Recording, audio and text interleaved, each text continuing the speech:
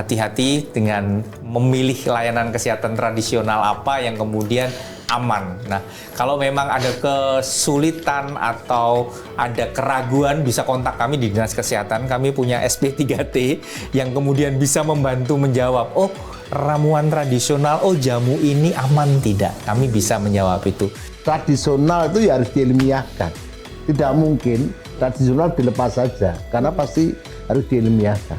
Kalau tidak diilmiahkan ya tadi, ramuan itu kan butuh ilmu. Ya. Butuh ilmu yang itu harus melibatkan akademik. Dengan kami di SP3T yang akan memegang salah satu peran strategis untuk melakukan kajian-kajian terkait dengan keamanan, manfaat, dan mutu dari modalitas terapi dalam kesehatan tradisional. Seperti itu. Discuss, podcast bersama Dinas Kesehatan Daerah Istimewa Yogyakarta.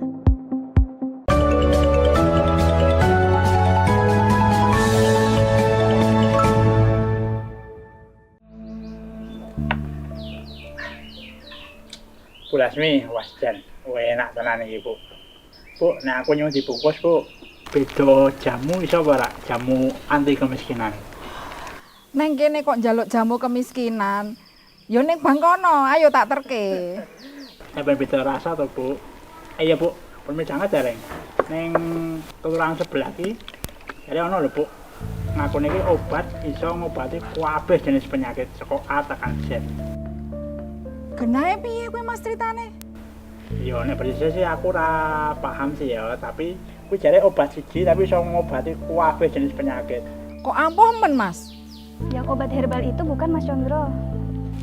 Obat herbal kuwi. Oh, jadi gini Bu Lasmi, Mas Condro, kami di lapangan itu memang sering sekali menemukan banyak obat herbal itu yang tidak sesuai standar alias abal-abal.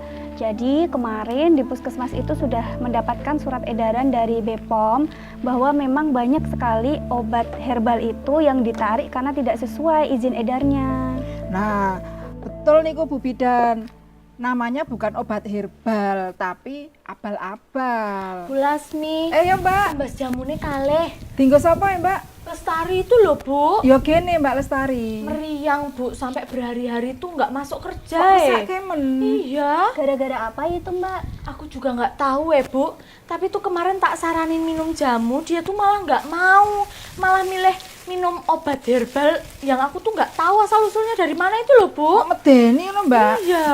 Oh, itu mungkin sama yang dibicarakan sama Mas Condro tadi. Iya, dan sekalian ada Bu Bidan di sini, aku mau tanya Bu soal obat herbal yang lagi marak dibicarakan itu loh, yang tadi diomongin juga sama Pak Condro dan Bu Lasmi. Oh iya, memang itu banyak sekali Mbak. Sekarang itu obat herbal yang tidak sesuai standar. Jadi mengatasnamakan obat herbal, padahal itu dalamnya tidak jelas isinya apa. Tapi biar lebih pastinya, kita ke rumah temennya Mbak Jana yuk. Oh iya, boleh Bu. Mbak Jana, Iya Bu. omongno ning Mbak Lestari ya. Apa itu Bu? Ora usah ngombe obat sik abal-abal. Sik jelas ngombe jamu kuwi iki wae. Iki wis cetha khasiate, warisan nenek moyang kita.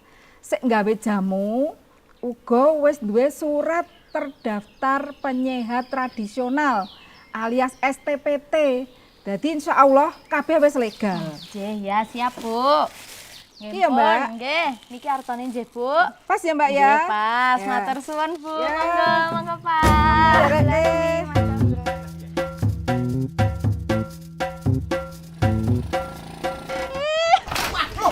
Ada apa Mas? Astagfirullahaladzim. Mas kakiku mas. Aduh, Mas. Kenapa toh? Mana yang sakit? Saya Mas, tak periksa dulu Mas. Aduh mas. Aduh. Kenapa itu? Tenang Mas. Aduh. Nah Mas, dilemesin dulu.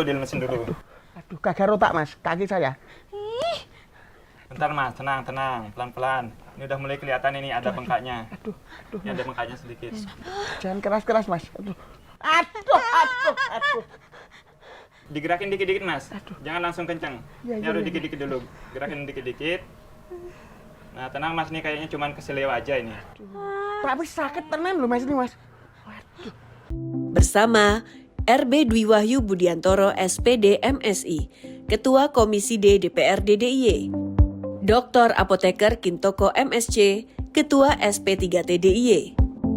Dr. Gregorius Anung Trihadi, MPH, Kepala Dinas Kesehatan DIY.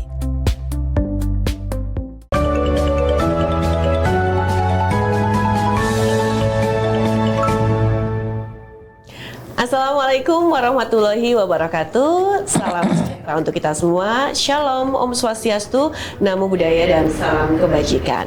Halo Sobat Sehat, tentunya dimanapun Anda berada, salam sehat. Senang sekali kali ini saya Artika Amelia dapat kembali hadir menyapa Anda dalam diskusi kesehatan, dan tentu saja ini merupakan podcast bersama Dinas Kesehatan Daerah Istimewa Yogyakarta. Program ini Sobat Sehat kami hadirkan untuk memberikan edukasi, kemudian untuk memotivasi sekaligus mensosialisasikan berbagai program kesehatan dari Dinas Kesehatan Daerah Istimewa Yogyakarta. Nah, Sobat Sehat, tentu saja Yogyakarta dikenal sebagai kota budaya, termasuk dalam praktik kesehatan tradisional, nah seperti pijat dan juga jamu yang sudah menjadi bagian dari kehidupan masyarakat. Namun ternyata di balik potensi tersebut diperlukan standarisasi dan juga regulasi agar layanan tetap aman dan terintegrasi. Diskus kali ini nanti akan mengangkat tema terkait mengenal kesehatan tradisional. Lalu bagaimana pengembangan kesehatan tradisional di Yogyakarta saat ini? Untuk membahasnya kita telah hadir kali ini ada 3 orang narasumber yang nanti akan berdiskusi bersama dengan saya. Langsung saja saya ingin memperkenalkan beliau-beliau yang sangat luar biasa. Yang pertama, beliau adalah Ketua SP3T Daerah Istimewa Yogyakarta, ada Dr. Apoteker Kintoko MSc. Kabar baik nih Pak Kintoko? Alhamdulillah sehat. Oke, Baik. semangat ya pastinya ya. Kemudian juga yang sangat luar biasa, Ketua Komisi DPRD Daerah Istimewa Yogyakarta, ada Bapak RB Dwi Wahyu Budiantoro SPD MSI. Pak Dwi, kabar baik Pak? Sehat. Sehat ya. Terima kasih di sela-sela kesibukannya hadir di sini untuk bisa menyapa Sobat Sehat juga ya. Siap. Oke. Kemudian terima kasih juga untuk Kepala Dinas Kesehatan Daerah Istimewa Yogyakarta, ada Dr. Gregorius Anung Trihadi MPH. Ada Dr. Anung, kabar baik juga dokter? Sehat. Sehat. Oke, baik. Dokter kayaknya nggak boleh sakit ya. Ini tema yang harus sehat ya. Baik. Nah, ini tema yang sangat luar biasa, bisa juga memberikan edukasi juga untuk Sobat Sehat juga. Nah, sebelum nanti kita akan terfokus nih, Dok, mungkin bisa dijelaskan terlebih dahulu tentang kesehatan tradisional itu seperti apa sih? Silahkan. Iya, kesehatan tradisional atau kita lebih banyak menyebut sebagai pelayanan kesehatan tradisional itu adalah suatu pelayanan kesehatan yang dia sebenarnya berbasis ramuan atau keterampilan, dan itu sebenarnya bersifat turun-temurun. Nah, pelayanan kesehatan tradisional itu dikelompokkan dalam 2 kelompok besar sebenarnya. Yang pertama adalah ramuan. Ramuan itu bisa jamu dan sebagainya. Dan kemudian yang kedua adalah keterampilan gitu ya. Nah, pelayanan kesehatan tradisional ini adalah layanan kesehatan yang sebenarnya diutamakan untuk suportif atau promotif dan preventif. Promotif itu meningkatkan daya tahan tubuh, dan preventif itu untuk mencegah supaya kalau kita sehat itu tidak gampang sakit. Makanya kan jamu dan sebagainya. Daerah Istimewa Yogyakarta ini cukup banyak ya sebenarnya potensi-potensi itu. Selain itu kita juga punya berbagai institusi pendidikan yang banyak ikut melakukan riset juga. Ya, sementara mungkin terkait dengan gambaran umum pelayanan kesehatan tradisional seperti itu. Oke, jadi ini sangat berbeda dengan misalnya pelayanan kesehatan yang ada di rumah sakit seperti itu, dokter? Iya, jadi kalau pelayanan kesehatan rumah sakit yang ada di Indonesia saat ini kan sebenarnya adalah pelayanan kesehatan yang kita mengacunya pada pelayanan kesehatan barat ya sebenarnya. Jadi pengobatan secara modern berbasis bukti, empiris dan sebagainya. Nah, pelayanan kesehatan tradisional ini dia lebih banyak sebenarnya nanti masuk di dalam sektor untuk memperkuat daya tahan tubuh atau lebih membantu kesehatan. Sebenarnya bisa juga diintegrasikan di dalam fasilitas pelayanan kesehatan, baik itu ramuan maupun yang keterampilan, itu bisa diintegrasikan dengan cara memang sebagai bukan obat utama, tetapi sebagai bahan yang dapat lebih memperkuat atau mempercepat penyembuhan dari seorang yang sakit tersebut. Oke, kalau dikombinasi artinya juga bisa untuk dilakukan juga ya dok ya? Dari sisi dari sisi potensi ada dan sisi regulasi juga ada. Oke, baik, terima kasih Dokter Anung. Nah, sekarang ke Pak Dwi. Pak Dwi mungkin juga bisa melihat dengan adanya pelayanan kesehatan tradisional saat ini seperti apa sih? Mungkin juga ini menjadi satu pengetahuan dasar juga untuk masyarakat. Kalau saya begini, kenapa diskusi ini ada? Kaitannya dengan kesehatan tradisional. Berarti ada sesuatu yang hari ini masyarakat itu tidak banyak mengenal kesehatan tradisional. Ya. Nggak banyak. Lalu yang banyak ya mungkin era-era kami, orang-orang jadul yang sekarang udah lansia, dia paham betul. Nah, perjalanan zaman ini kan sekarang sudah melupakan itu semua. Walaupun sebetulnya yang terjadi di obat-obat kimia itu ya sebetulnya kandungan, kalau Pak Anung tadi ada kolaborasi sebetulnya sudah terjadi. Ya. Atau mungkin dominannya yang mana begitu. Pasti ada sesuatu menurut saya Pak Dokter ya, karena diskusi ini ada pasti ada sesuatu. Sesuatunya apa? Bahwa ternyata hari ini kita tidak bisa mengkonsumsi tanda petik ya, mengkonsumsi obat-obatan yang itu di apotek begitu, tidak bisa, itu harus diimbangi dengan obat-obatan tradisional. Mengapa demikian? Apapun di obat yang beredar di apotek yang katanya itu penuh dengan kimia itu pasti ada efeknya, ada efeknya. Nah, ada problem yang hari ini sebetulnya tidak hanya ngomongin kesehatan tradisional, tetapi juga kita harus ngomongin tentang bagaimana tradisi tradisional ini bagian menjadi konsep kesehatan.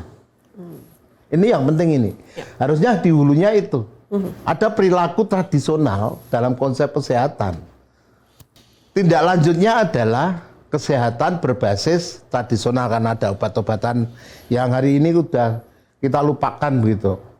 Nah, kalau Mbak Tika tadi mengatakan Pak Dwi itu bugar gitu, saya setiap hari pasti ada jahe, ada itu saya ramu sendiri, saya rebus sendiri. Ramuan tradisional bikin sendiri Pak? Pasti, saya ramu sendiri.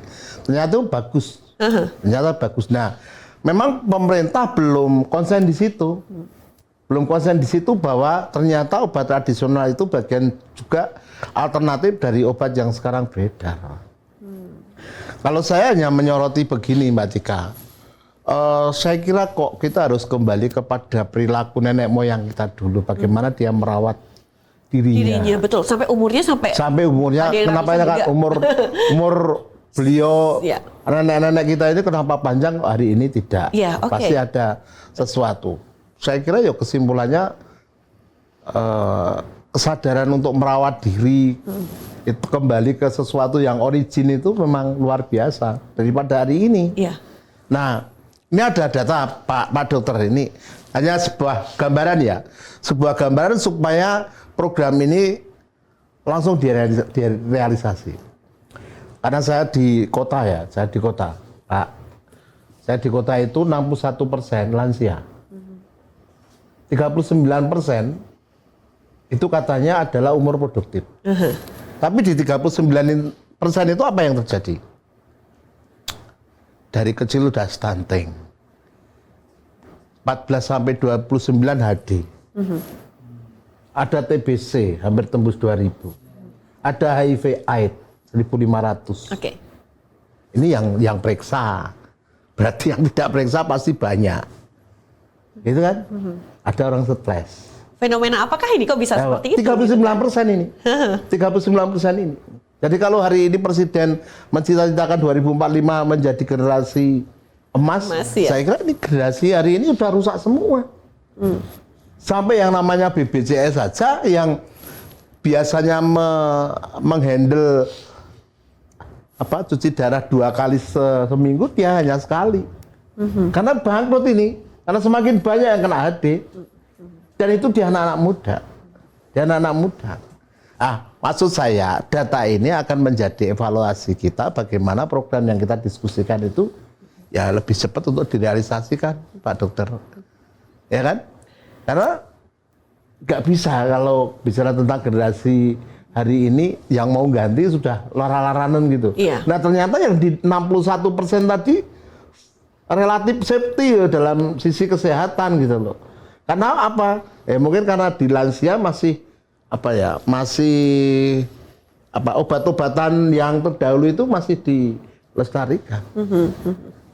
Kalau hari ini kan apa-apa instan kok. Serba instan ya pengennya ya. Oke, baik. Nanti kita juga pengen tahu regulasinya itu seperti apa juga. Nah, tapi saya ke Pak Kintoko terlebih dahulu. Pak, kalau kita ngomongin tentang standarisasi pelayanan kesehatan tradisional, kenapa sih itu menjadi hal yang penting begitu untuk menjamin kualitas bagi masyarakat ini khususnya di daerah istimewa Yogyakarta? Ya, baik. Terima kasih Mbak Tika. Jadi begini. Dinas Kesehatan itu kan bertanggung jawab ya dalam menjamin keamanan ya, kemudian manfaat dan juga mutu dari pelayanan-pelayanan kesehatan tradisional. Kalau kita bicara tentang pelayanan itu kan nanti masyarakat itu kan punya local wisdom, misalkan metode pengobatannya atau alat yang dipakai atau mungkin tadi disebut ramuan atau obat tradisional sendiri. Itu harus dijamin kalau kita berpikir bahwa ini akan didelivery kepada masyarakat. Kan menjadi sesuatu yang sangat ya dalam tanda kutip ya berbahaya kalau misalkan ada satu metode yang ternyata malah justru membahayakan dari sisi keamanan misalkan. Nah, itulah pentingnya adanya sentra pengembangan dan penerapan pengobatan tradisional untuk menjamin standarisasi dalam konsep keamanannya, kemudian manfaat dan juga mutunya, Mbak Tika. Tapi kalau dari sisi komponen utama yang apa sih standar yang memang harus dipenuhi itu bagaimana, Pak? Salah satunya kalau misalkan dia adalah caregiver atau praktisinya, dia harus memiliki STPT, ya, surat tanda terdaftar penyehat tradisional. Artinya kalau misalkan dia sudah mempunyai STPT berarti pelayanan yang diberikan itu bisa dipertanggungjawabkan. Itu sebagai salah satu contoh. Terus nanti kalau misalkan dia menggunakan metode misalkan suatu pemijatan gitu, apakah teknik pemijatannya itu memang mempunyai dampak yang positif terhadap upaya-upaya untuk meningkatkan tadi seperti Dr. Anung daya tahan tubuhnya dan seterusnya, relaksasi dan seterusnya. Itulah tugas kami di situ, Mbak Tika, di sentra pengembangan dan penerapan. Oke, tapi kan kalau kita lihat nih Pak, di DIY sendiri kan juga banyak tuh pijat tradisional yang mereka ini juga katanya cuma turun-temurun dari orang tua dan lain sebagainya. Nah, itu bisa menjadi standar juga nggak sih bahwa bisa dikatakan oh ini memang sesuai dengan standar yang mungkin juga telah ditentukan atau memang bagaimana? Bisa. Ya, jadi kalau Kemenkes sendiri kan mempunyai organisasi profesi ya untuk para peracik ramuan dia ada ya, kemudian para pemijat tradisional dia juga ada dan variasinya banyak, Mbak Tika. Di organisasi profesi untuk penyehat tradisional sendiri aja ada sekitar 27 di Indonesia. Jadi memang banyak sekali. Nah, di DIY dari pengamatan kami ada 9 organisasi profesi yang bicara atau terkait dengan kesehatan tradisional seperti itu.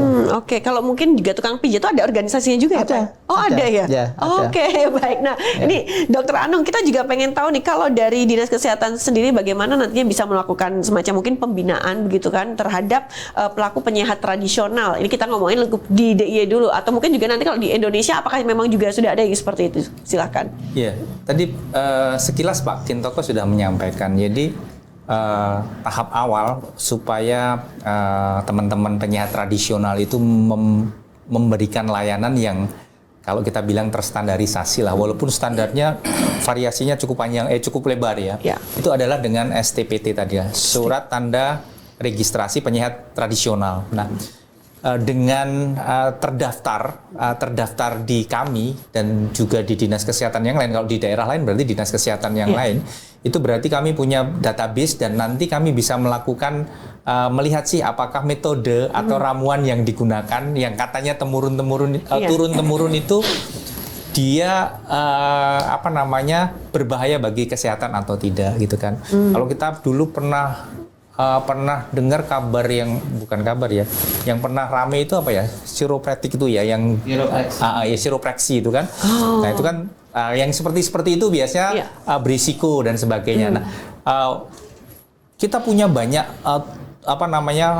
warisan turun-temurun dari ramuan ataupun yang lainnya.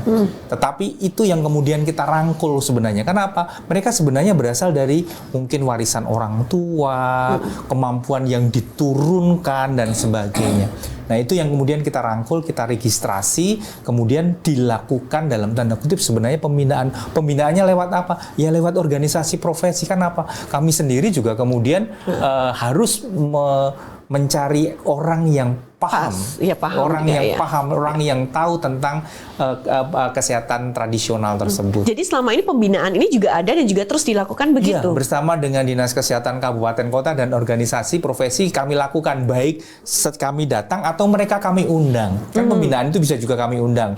Kita kenalkan nih, yang namanya kami beberapa tahun ini sudah mengundang teman-teman terutama yang penyehat tradisional itu untuk sosialisasi dan pelatihan untuk standar minimal untuk kesehatan tradisional karena memang sudah ada aturannya. Sudah ada aturannya. Oke, baik. Nah, Pak Dwi, ini berarti kan memang sudah ada payung hukumnya ya Pak untuk mendukung pengembangan kesehatan tradisional ini atau bagaimana sih Pak untuk saat ini?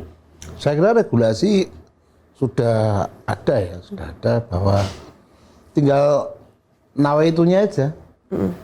Salah satunya pertimbangan anggaran untuk bisa push itu. Maksud saya begini, masyarakat hari ini sebetulnya peningkatan menggunakan obat tradisional itu menaik 45%. Wow. Mendingan tradisional daripada obat yang beli yang kimia gitu ya Pak ya? Sudah tahu kimia ini akibatnya ini dan sebagainya, sekarang sudah mulai ke sana.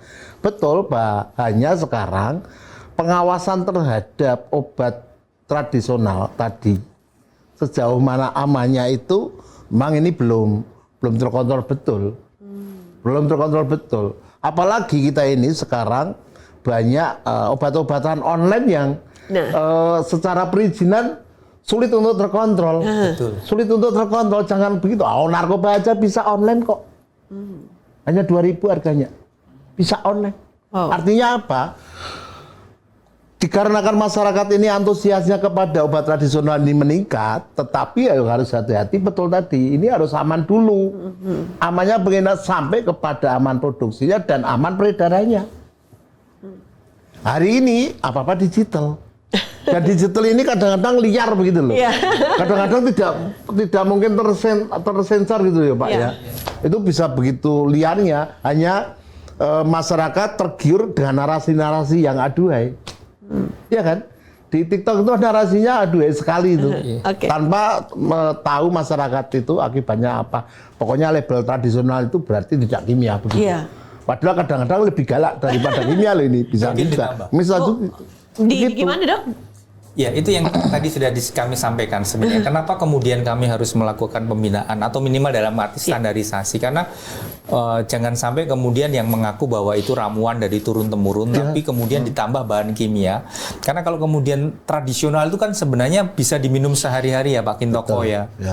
Karena memang relatif dia tidak mengandung bahan kimia. Artinya aman dikonsumsi sehari-hari. Nah, ada juga yang kemudian kalau tidak terstandarisasi kan karena untuk ingin supaya efeknya enak gitu kan. Cespleng ya. Ditambah beberapa, ada yang nakal ya Pak Kintoko ya, ditambah beberapa bahan kimia obat, BKO, bahan kimia obat. Dan itu bahan kimia obat itu boleh diberikan, boleh tidak boleh, tapi dengan catatan diberikan oleh tenaga kesehatan yang kompeten dengan aturan bahwa dia dosisnya sekian selama berapa hari dan sebagainya. Kalau ramuan yang masuk dalam kesehatan tradisional itu kan boleh dikonsumsi sehari-hari. Itulah yang ingin kita pastikan dengan mereka tergabung dalam penyehat tradisional dengan STPT tadi bahwa produknya aman, tidak menggunakan BKO. Kalau tentang keterampilan, keterampilannya ini tidak berbahaya untuk tubuh. Itu yang sebenarnya poin yang utama. Baik. Nah, artinya kan pelanggaran-pelanggaran hal yang semacam ini masih ada nih Pak Kintoko. Nah, itu terus bagaimana bentuk pengawasannya juga? Kok tetap aja masih banyak yang beredar nih? Terutama tadi menyinggung yang sampaikan Pak Dwi tadi tentang obat dicampur dengan obat-obatan tadi itu memang sekarang ini marak ya dengan istilah jamu BKO tadi ya. Dan kami pernah melakukan survei di Banyuwangi ya, karena episentrumnya kan di sana salah satunya. Itu memang di sana itu luar biasa ya. Jadi kita boleh katakan shadow ekonominya itu bisa mencapai 500 miliar setahun. Itu di daerah?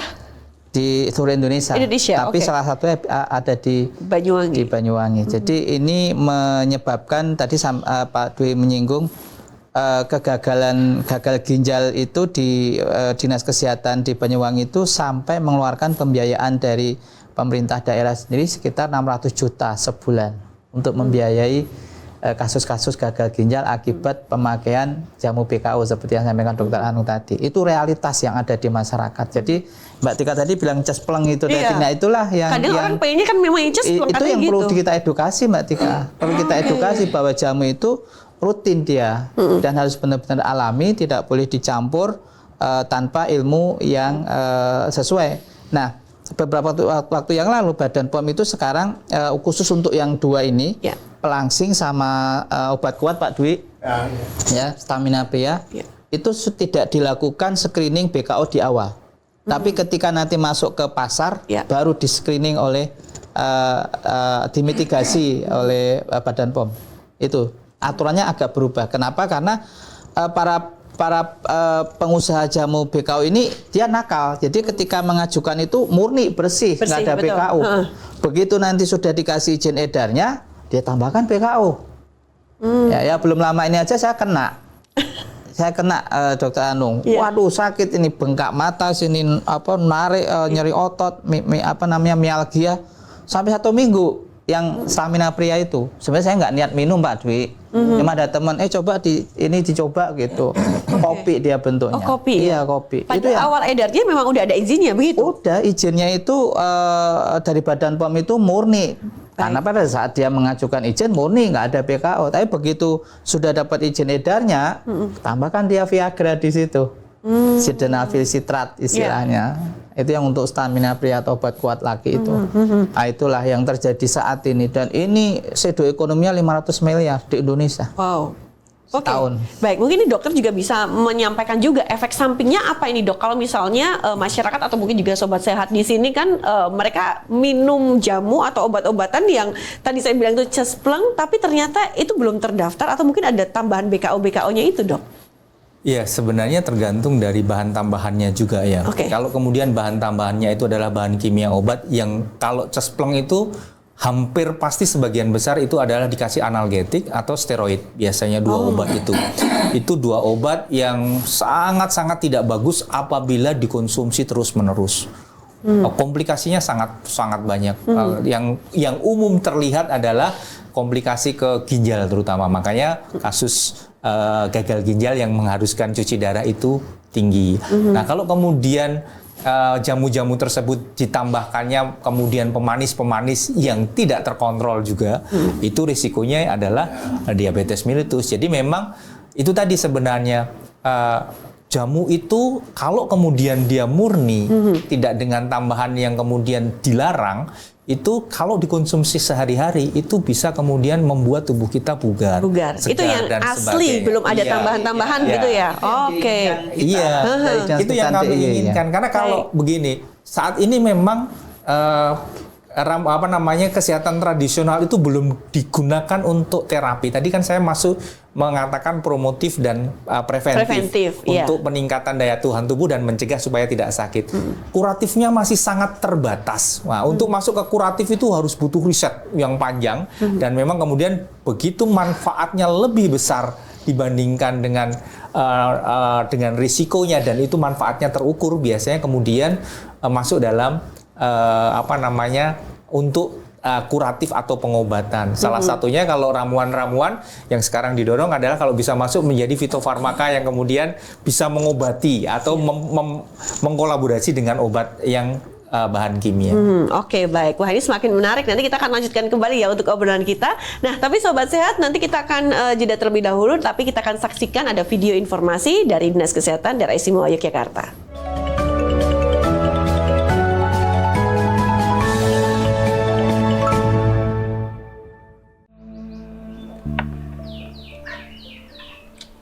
Lasmi, wajan, enak tenan iki Bu.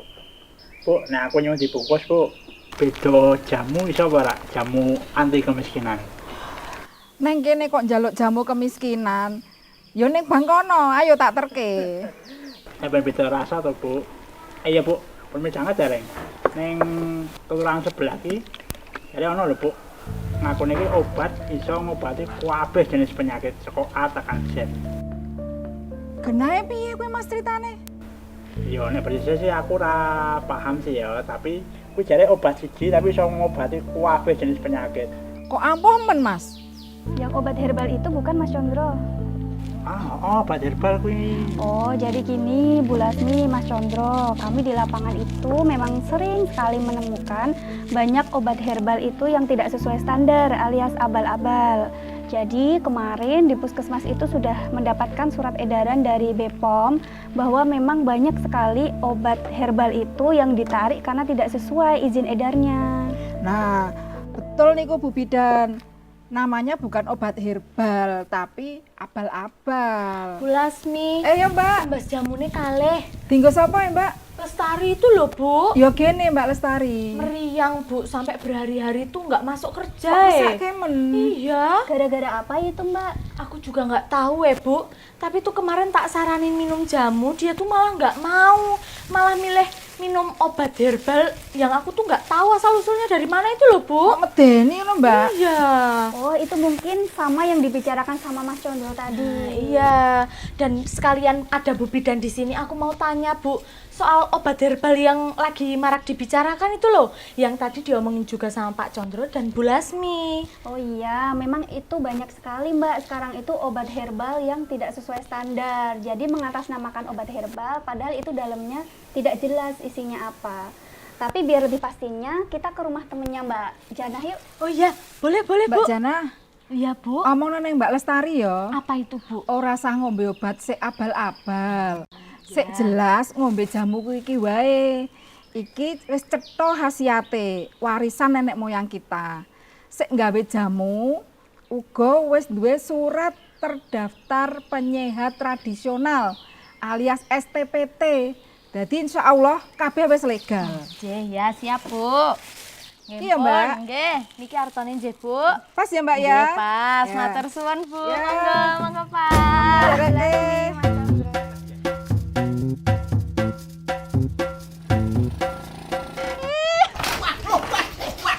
Ada apa Mas? Astagfirullahaladzim. Kakiku Mas. Aduh. Kenapa toh? Mana yang sakit? Ya Mas, tak periksa dulu Mas. Aduh Mas. Aduh. Kenapa itu? Tenang Mas. Aduh. Nah Mas, dilemesin dulu. Aduh, gagal otak Mas, kaki saya.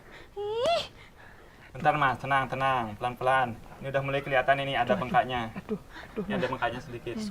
Jangan keras-keras Mas. Aduh. Digerakin dikit-dikit Mas. Jangan langsung kenceng. Ya, Ini harus dikit-dikit dulu. Gerakin dikit-dikit. Nah, tenang Mas, ini kayaknya cuman keseleo aja ini. Tapi sakit tenan loh Mas ini Mas.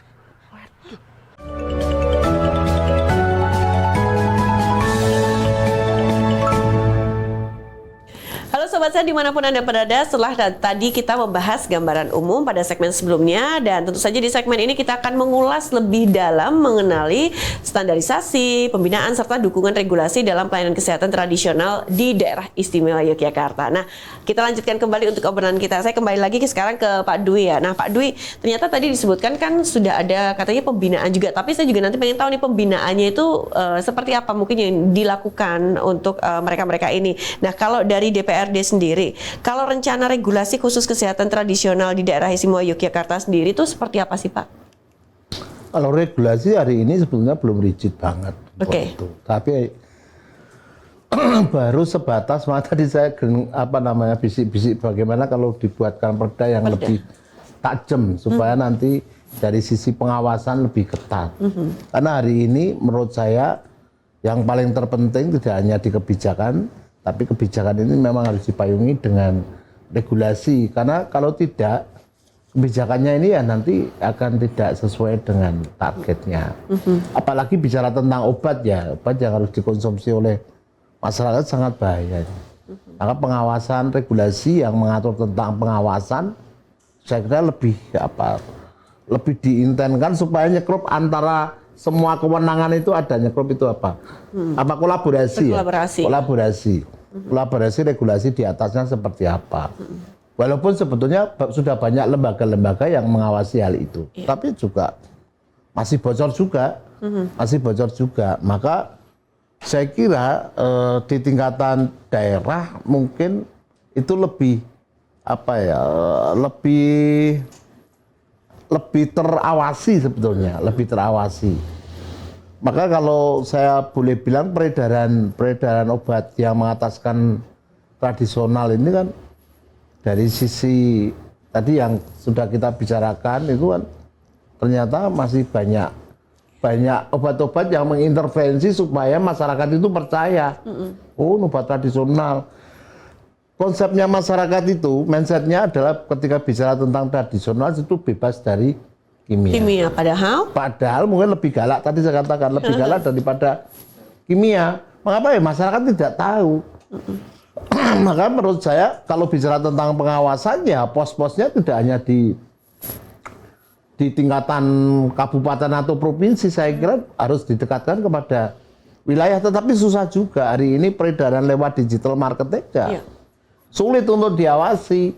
Nah, kita di daerah tidak bisa sendiri, Pak. Tidak bisa sendiri ketika bicara tentang digital ya.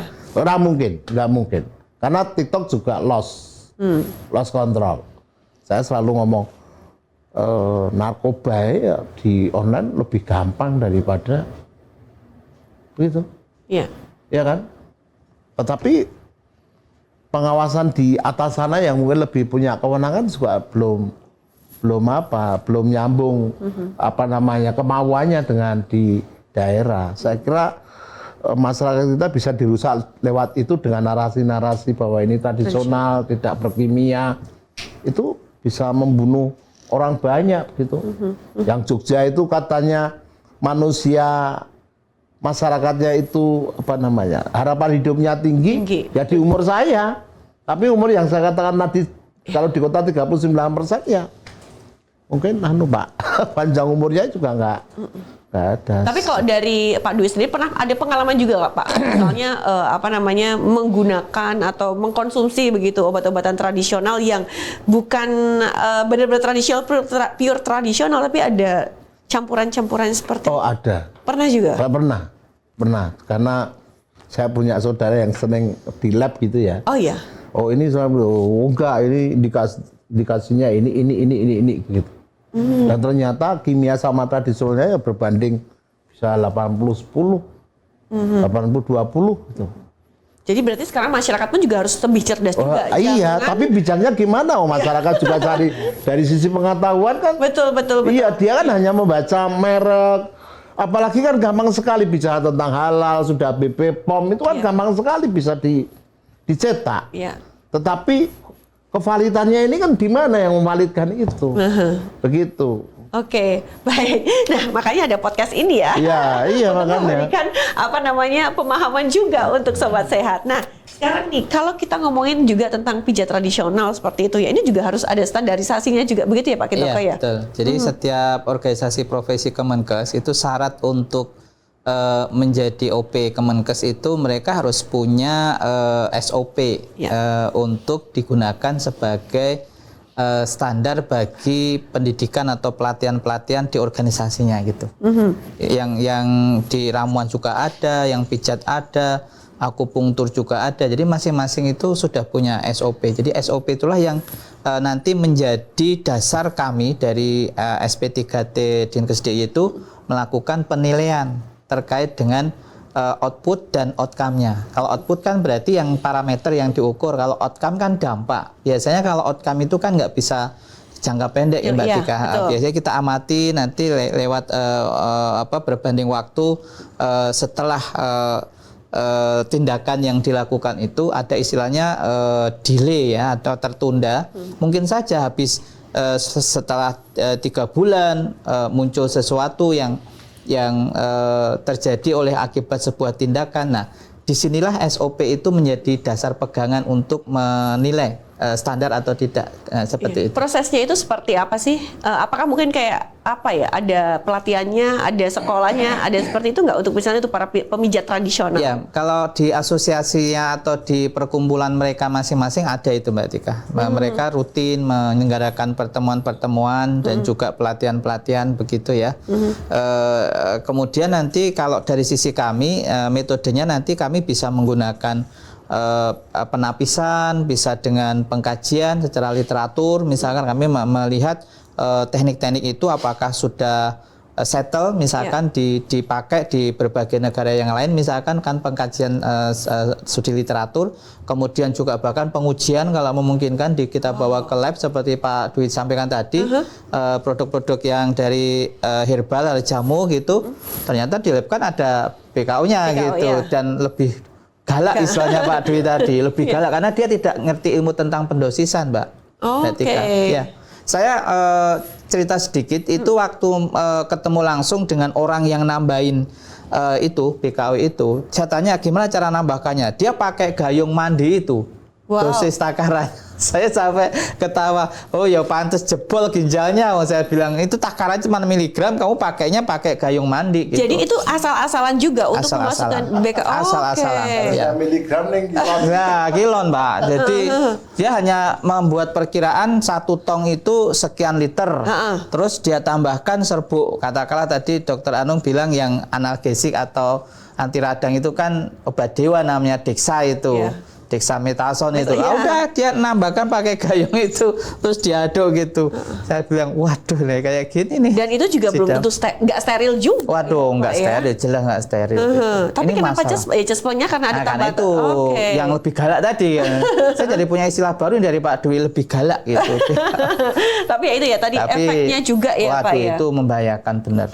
Oke, baik. Nah, Dokter Anung, kita pengen tahu juga dari Dinas Kesehatan untuk memastikan pelaku penyiar tradisional ini memiliki kompetensi dan juga legalitas yang jelas ini seperti apa?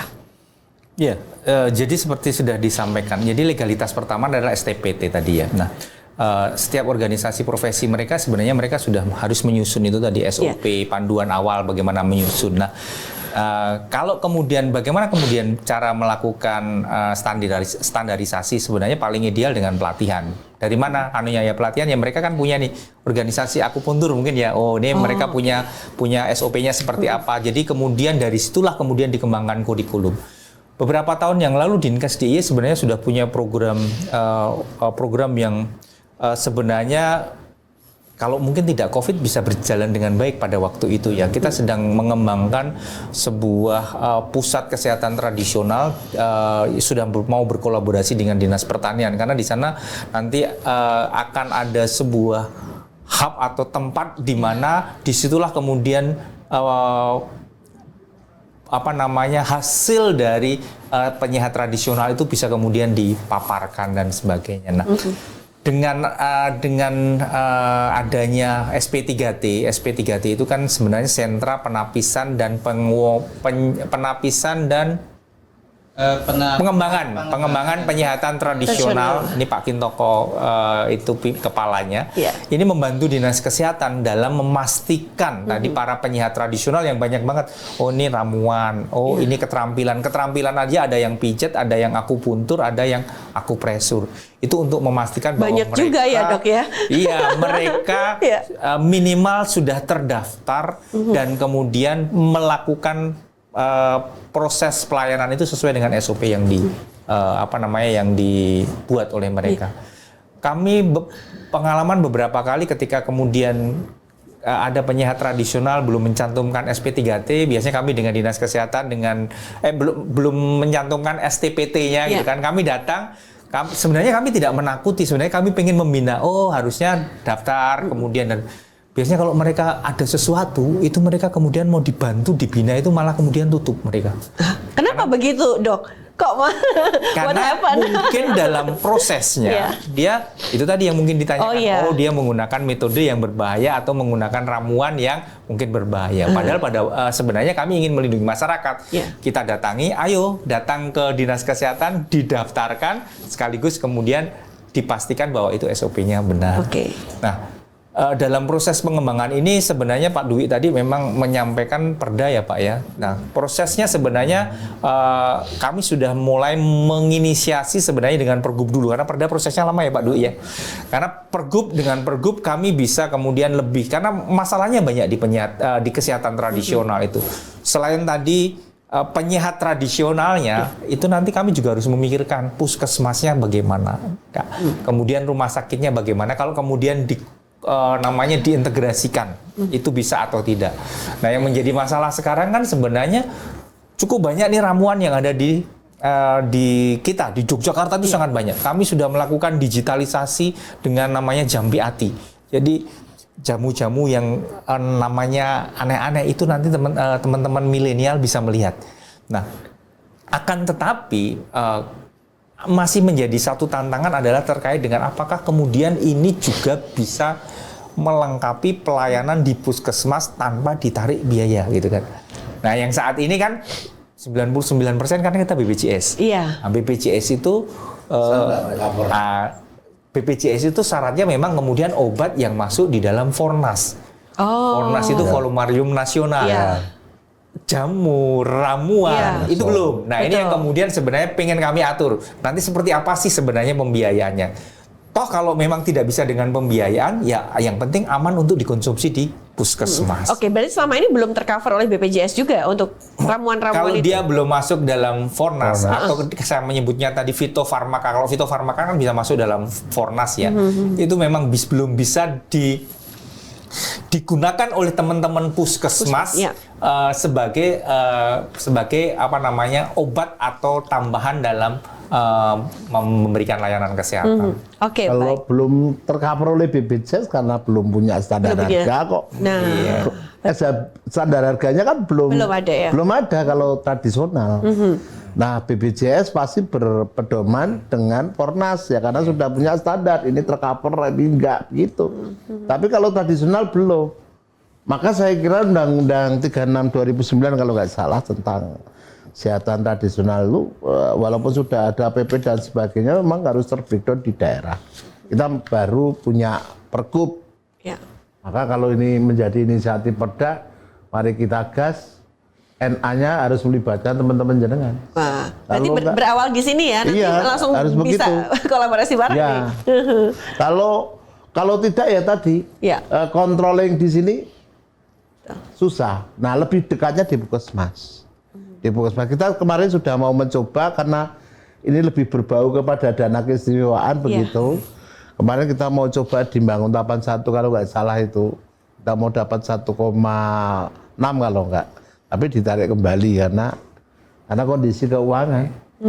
Kita sudah mau mulai ini, Ya, secara beberapa puskesmas sebenarnya 34 puskesmas sudah menyelenggarakan itu. Cuma memang belum bisa di-cover oleh pembiayaan oleh BPJS.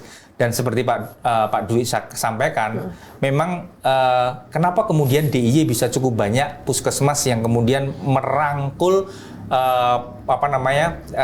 penyehat tradisional itu untuk kemudian bekerja sama dengan puskesmas walaupun belum ada pembiayaan atau minimal produk-produk itu bisa ditampilkan di puskesmas karena apa? Puskesmas dapat dukungan juga dari Danais waktu itu. Waktu itu. Kalau sekarang? Sekarang masih ada tapi tidak seperti itu. Efisiensi lagi itu ya Pak ya? Iya. Karena hari ini satu T. Iya. Yang pengantaran APBN 500 tapi bisa 1 T alhamdulillah. Tapi melalui penurunan. Saya kira ketika bicara tentang maka mungkin yang namanya kesehatan tradisional itu menjadi alternatif. Alternatif di mana obat-obat yang kita kenal ya cukup mahal juga. Tapi ada dukungan anggaran untuk pengembangan kesehatan tradisional ini ya Pak? Ada masuk dalam nomenklatur budaya kan. Oke, nanti mungkin sedikit akan kita bahas ya. Kita harus jeda terlebih dahulu. Semakin menarik sekali untuk perbincangan kita hari ini. Jangan kemana-mana, tetaplah bersama kami.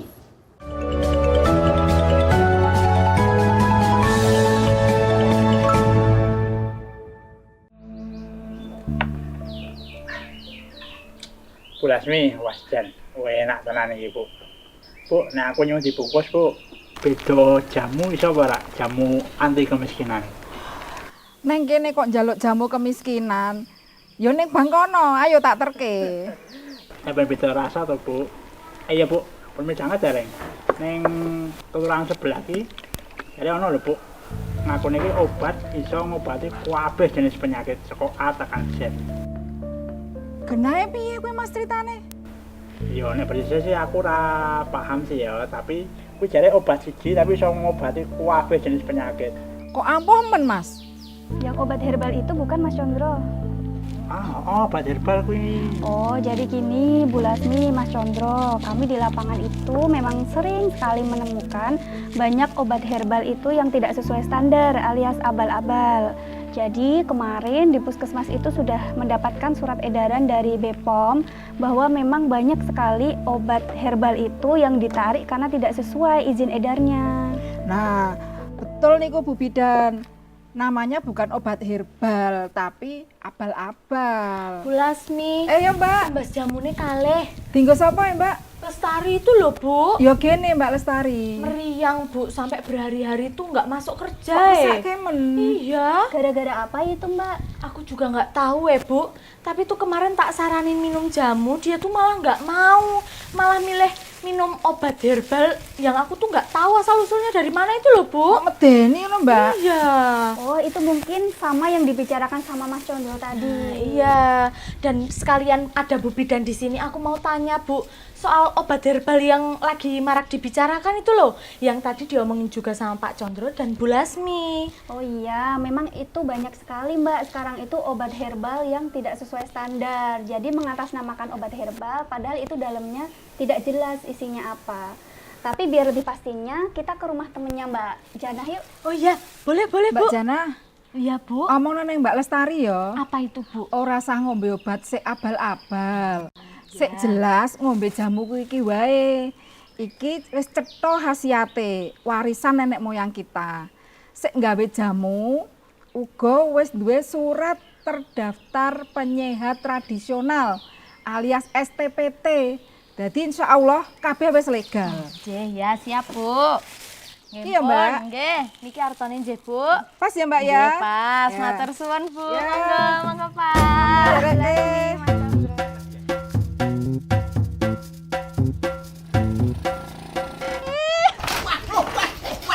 Ada apa Mas? Astagfirullahaladzim. Kakiku, Mas. Aduh, Kenapa toh? Mana yang sakit? Saya Mas, tak periksa dulu Mas. aduh, Mas. Aduh. Kenapa itu? Tenang Mas. Aduh, Nah Mas, dilemesin dulu. Aduh, kagak rotak, Mas. Kaki saya. Bentar Mas, tenang, pelan-pelan. Ini udah mulai kelihatan ini ada bengkaknya. Aduh. Ini ada bengkaknya sedikit. Jangan keras-keras, Mas. Aduh. Digerakin dikit-dikit Mas. Jangan langsung kencang. Ya, Ini ya, harus ya. dikit-dikit dulu. Gerakin dikit-dikit. Nah tenang Mas, ini kayaknya cuman keselew aja ini. Tapi sakit tenan loh, Mas ini, Mas.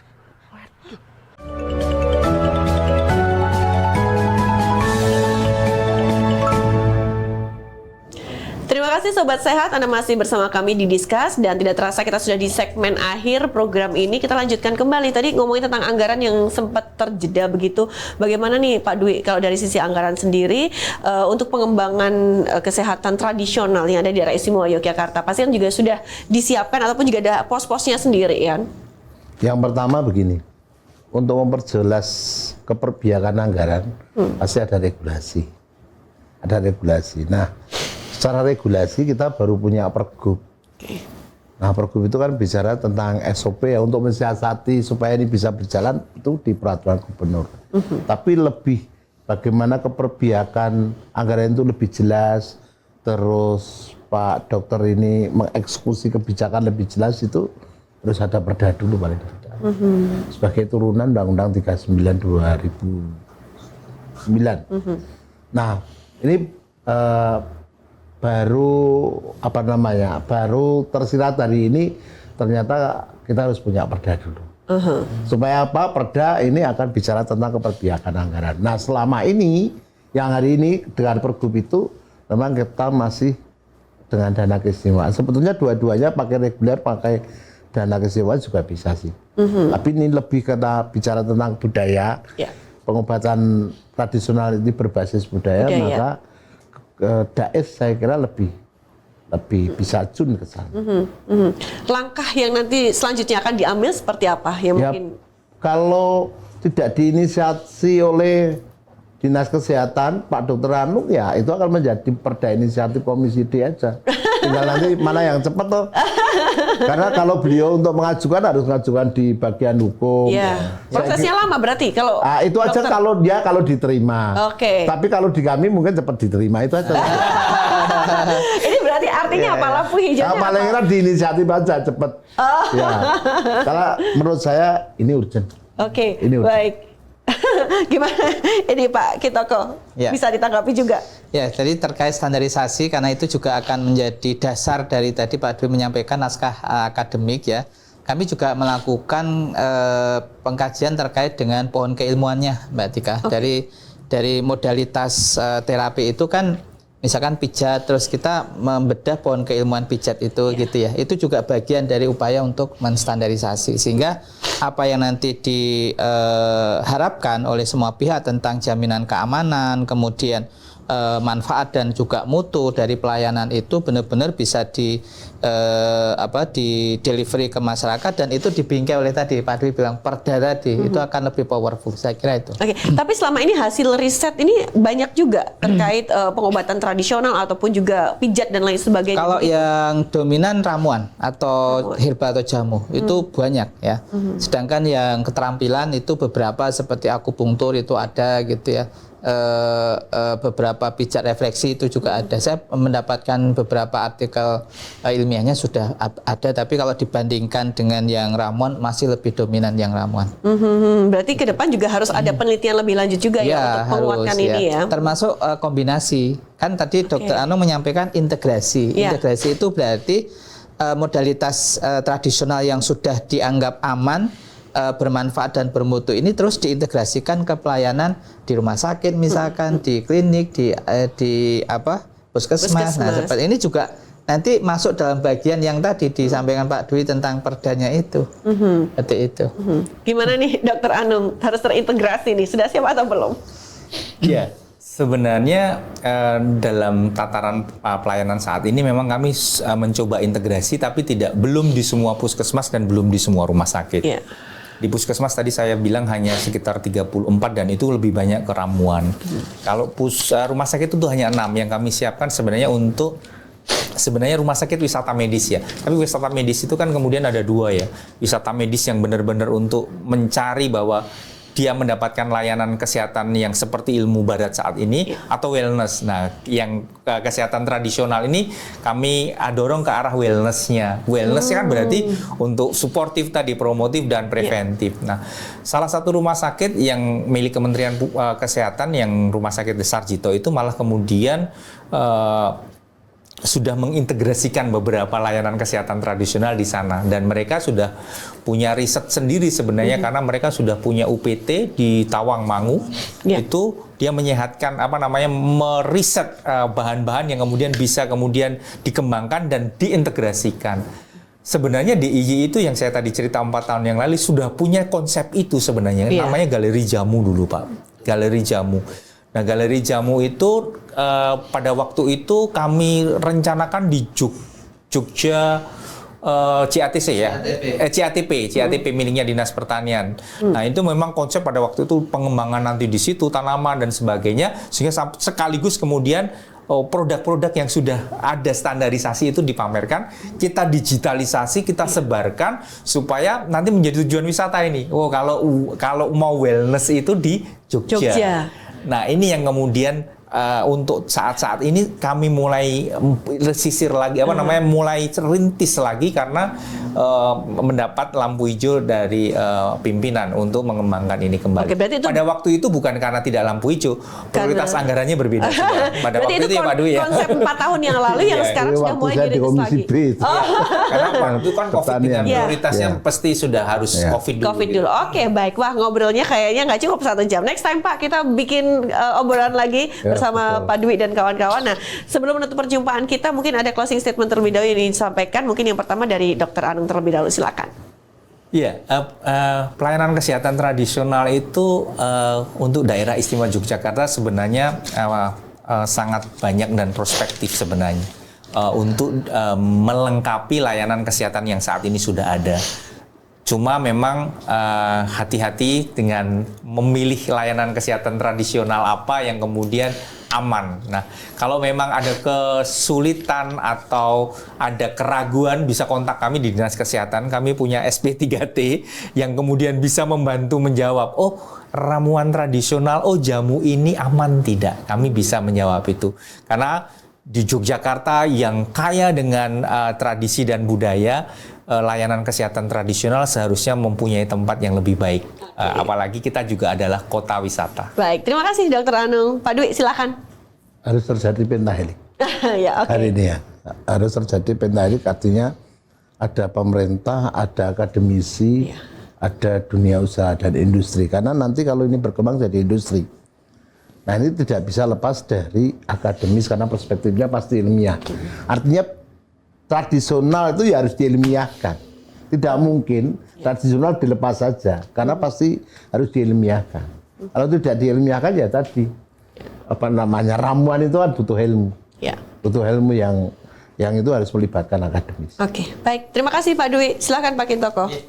Jadi kesehatan tradisional itu kan bertumpu dalam 3 ruang lingkup. Yang pertama budaya, karena itu ada akar budaya di situ. Yang kedua adalah ruang lingkup kesehatan, dan yang ketiga adalah ekonomi atau kesejahteraan.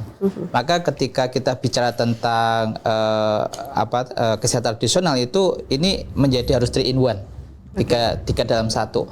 Dan ini kalau dibingkai dengan sebuah perda, ini tentu akan lebih maksimal lagi, dan DI bisa menjadi percontohan nasional dengan kami di SP3T yang akan memegang salah satu peran strategis untuk melakukan kajian-kajian terkait dengan keamanan, manfaat, dan mutu dari modalitas terapi dalam kesehatan tradisional, seperti itu. Oke, baik, terima kasih Pak Kintoko, Pak Dwi, dan juga Dokter Anung yang sudah hadir di Discuss hari ini. Semoga juga bermanfaat untuk sobat sehat yang ada di rumah, dan kita tunggu kabar baik dan juga kolaborasinya nantinya akan seperti apa.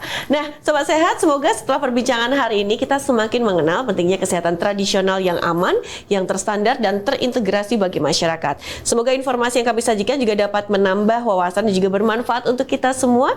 Jangan lupa untuk selalu mendukung program ini dengan share dan like agar semakin banyak masyarakat, ini khususnya di daerah istimewa Yogyakarta, yang mendapatkan informasi seputar kesehatan. Akhir kata, sampai jumpa di Discuss episode berikutnya. Wassalamualaikum warahmatullahi wabarakatuh. Waalaikumsalam.